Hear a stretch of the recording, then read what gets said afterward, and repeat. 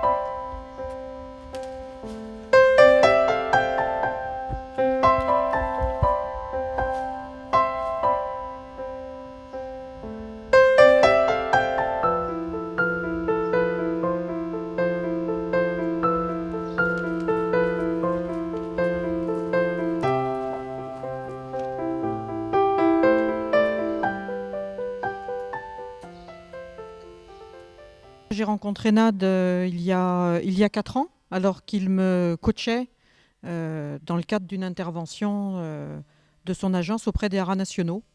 Et donc je lui ai parlé de mes projets, des projets que nous avions au niveau du haras de Villeneuve, concernant l'utilisation de l'approche comportementale du cheval comme outil pédagogique dans des tas de domaines, dont notamment le domaine de l'accompagnement managérial pour les entreprises. On a développé un certain nombre d'exercices qui sont soit des exercices individuels, surtout centrés sur l'intelligence émotionnelle et la communication, l'alignement de la communication verbale et non verbale, la clarté de l'intention, sa capacité à faire et à faire faire, de se faire comprendre par un cheval ou par son équipe.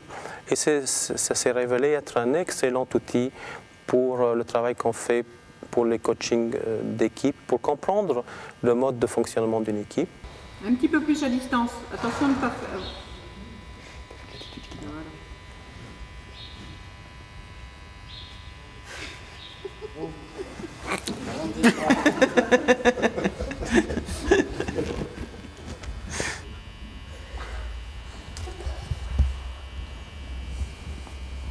Il peut passer.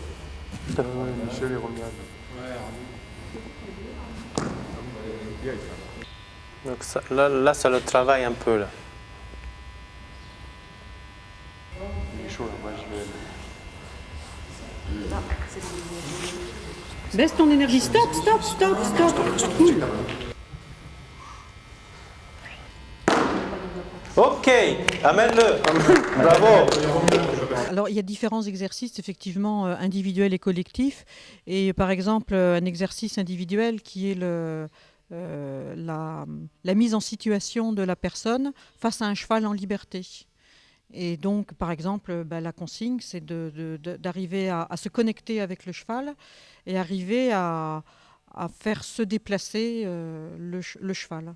Donc il faut que la personne arrive à gérer, d'abord à gérer son stress, ensuite à avoir un langage corporel clair vis-à-vis du cheval, arriver à se faire comprendre du cheval, aller au bout de ses objectifs, tout en prenant conscience justement de l'impact que ce langage corporel a sur le cheval. Oui, sans avancer. Vas-y, encore. Voilà. Non mais là il pousse la barre, ça compte pas. Ouais.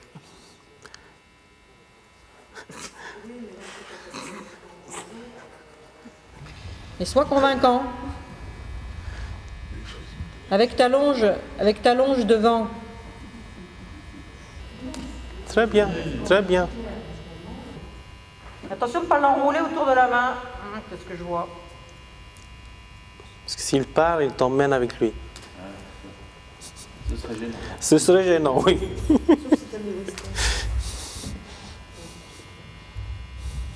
Reste à distance, reste à distance. Lève tes mains et sois convaincant. Très bien. Allez. Allez. Très bien. Très bien. Vas-y, vas-y. Non, lève les mains seulement sans s'approcher plus que... Voilà. Bon. Excellent. Bien. Nous, on estime qu'il y a Oui, 5 très bien. étapes claires. La première étape, puisque, comme l'a dit Monique, le cheval ressent parfaitement nos émotions, pour ne pas lui communiquer une émotion qui ne serait pas une émotion favorable par rapport à ce qu'on veut lui faire faire, on demande aux participants d'être conscients de leur propre émotion. Donc la première étape, c'est une étape de dire dans quelle émotion je suis. Est-ce que cette émotion est propice par rapport à ce que je veux faire faire au cheval? Donc la deuxième étape, c'est je corrige mon émotion, donc je me conditionne pour me mettre dans un état émotionnel qui va être favorable. Troisième étape pour nous, c'est vraiment s'ancrer dans le sol, être présent, être complètement présent pour pouvoir justement établir le contact avec le cheval. Donc cette présence-là est un vrai travail et on leur dit de prendre tout le temps qu'il leur faut parce que tant que je ne suis pas présent, tant que mon intention n'est pas claire, le cheval va d'abord ressentir ça et je ne pourrai pas lui faire faire quelque chose. Juste après l'étape de présence, il y a l'étape de prise de contact. Donc je dois pouvoir accrocher le cheval. Tant qu'il n'y a pas de contact, je ne peux pas lui faire faire quoi que ce soit. Et là, après, c'est la clarté de mon intention. Et on le voit clairement, c'est dans le corps, c'est dans la voix, c'est dans l'expression, c'est dans l'être entier. Et c'est là où on parle d'alignement tête, cœur, corps. Et quand c'est présent, le résultat est absolument sublime puisqu'on voit le cheval obéir au doigt et à l'œil. Mais dès que c'est défaillant, en fait, le cheval n'a pas là. Ce qu'il capte, c'est l'anxiété, ou ce qu'il capte, c'est ce qu'on lui renvoie. Et effectivement, si la communication n'est pas claire, il ne va pas pouvoir donner satisfaction à l'instruction. Un deuxième exercice, qui est un exercice de groupe, au fait, on prend 3 personnes. L'idée, c'est de créer ce parcours. Et puis de demander à l'équipe de faire un 8, de faire faire au cheval plutôt sans le toucher, un parcours défini. Notamment l'idée c'est de voir comment cette équipe va s'organiser, comment elle va communiquer, comment elle va réussir. Et quand ils réussissent, en fait, on augmente la difficulté. Donc à nouveau, le but c'est de comprendre quand je suis dans un univers qui n'est pas le mien, quand on me demande de faire quelque chose que je fais pour la première fois, avec des personnes que je connais ou que je connais moins, comment je m'y prends. Okay. Et donc on fait ça pendant 15 minutes, c'est filmé et le débrief est fait sur vidéo. Et les 15 minutes suivantes, au fait, on fait rentrer avec ce groupe une personne ressource, souvent c'est leur manager direct. Et à nouveau on observe quel est l'effet de la venue du manager sur l'équipe et comment ils font. Est-ce qu'ils atteignent le résultat? Est-ce qu'ils baissent en intensité? Ou est-ce que le résultat n'est pas là? On leur apprend aussi à observer l'autre et là à observer le cheval. Parce que le cheval va manifester son stress ou son incompréhension justement par son langage corporel. Donc il va s'exprimer lui par des mouvements de tête, par une tension au niveau de son corps, par la position des oreilles, par la position de la tête. Donc tout ça, c'est des indications. Et c'est vrai qu'on se rend compte tout de suite en fonction de la position et en fonction de l'énergie que la personne qui est au milieu du manège va mettre. Le cheval va changer d'attitude et voilà. Et donc on apprend aux gens à doser, à monter leur énergie, à baisser leur énergie, à doser un petit peu toutes leurs actions. Ne le coince pas contre le mur. Hein.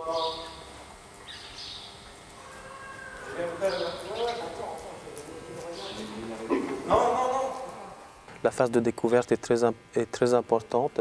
On est sur quelque chose de très authentique parce qu'on est sur la transparence, on s'expose, on est prêt à ce que les autres nous voient tel que l'on est, puisqu'on est dans une situation qu'on ne contrôle pas, qui n'est pas contrôlable. Et ça en soi, ça augmente le niveau de confiance de l'équipe. Parce qu'on ose être ce qu'on est, on n'a pas peur de montrer à l'autre ce qu'on aime, ce qu'on n'aime pas, ce qu'on sait faire, ce qu'on ne sait pas faire. Donc c'est effectivement une expérience marquante. Wow, il n'y a aucune communication, c'est impressionnant. Aucun encouragement. Aïe aïe aïe, c'est silent movie. C'est le monde du silence.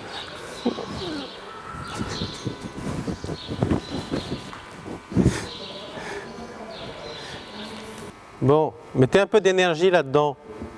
Donnez envie au cheval un peu.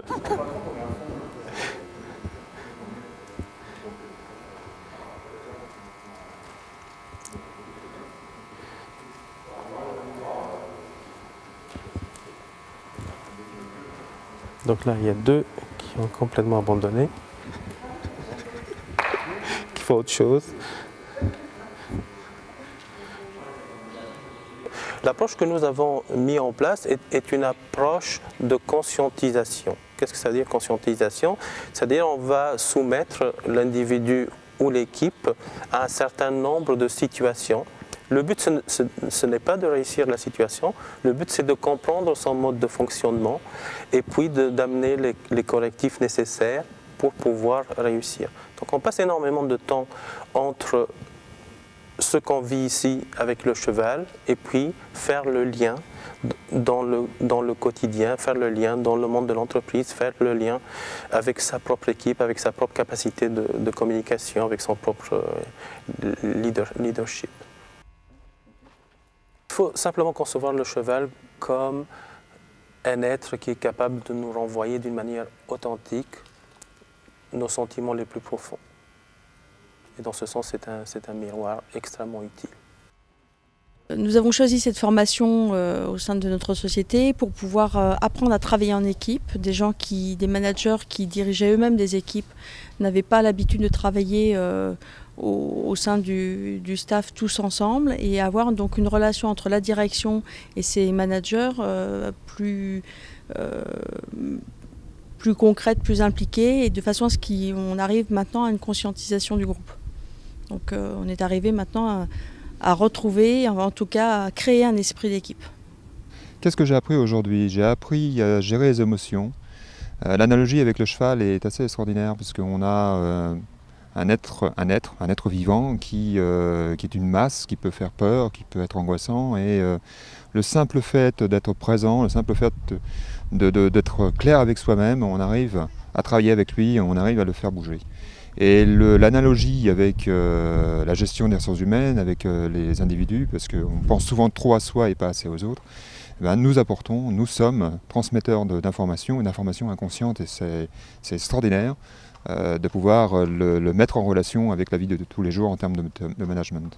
Donc j'ai appris dans cette formation que l'homme et le cheval avaient une relation très étroite, que vraiment le cheval était un miroir de l'homme et ça a permis de dégager toutes les émotions de l'équipe et du groupe d'une façon immédiate et de pouvoir retravailler après sur ces émotions. On a tous des fantasmes, nous en tant qu'anciens petits garçons, anciennes petites filles par rapport aux chevaux. Qui intervient, il y a cette notion de plaisir qui est là. Et c'est très très formateur et très très fort. Et ça donne une liberté supplémentaire à la formation. Ça, je le pense, oui, en effet. Notre objectif, c'est augmenter le niveau de l'engagement dans les entreprises.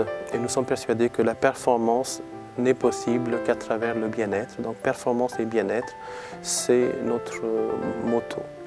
Et l'idée, c'est humaniser les organisations, travailler en profondeur, créer un certain niveau d'engagement et surtout de bien-être. Réduire la souffrance psychologique des managers et des managers.